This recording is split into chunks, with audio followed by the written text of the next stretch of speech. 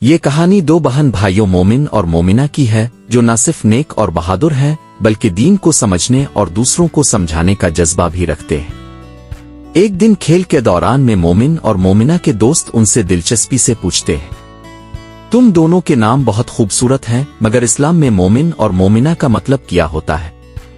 یہ سوال مومن اور مومنہ کے لیے ایک موقع تھا۔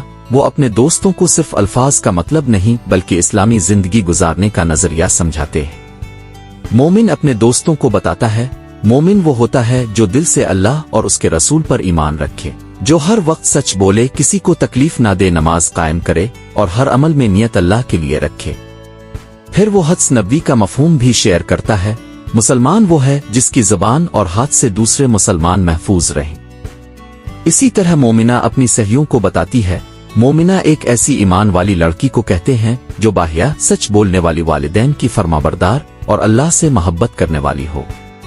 وہ دوسروں کی مدد کرتی ہے اور ہر حال میں صبر اور شکر کرتی ہے۔ وہ اپنی سہیلیوں کو بتاتی ہے کہ پردہ، نرمی اور حیا مومنہ کی خوبیاں ہوتی ہیں، اور اصل بہادری یہ ہے کہ انسان سچ پر ڈٹا رہے چاہے سب خلاف ہوں۔ مومن اور مومنہ نے جب یہ سب باتیں انہیں بتا تو ان کے کلاس دوستوں کے دلوں میں ایمان کی نئی روشنی چمکنے لگی۔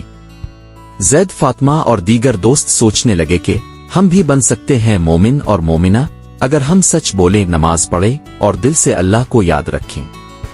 اسکول کی گھنٹی بجی، بچے کلاسوں میں واپس چلے گئے، مگر مومن اور مومنہ کی باتیں ان کے دلوں میں گھر کر چکی تھیں۔ سبق، کہانی سے سبق ملتا ہے کہ مومن اور مومنہ بننا صرف نام کا نہیں، کردار کا معاملہ ہے۔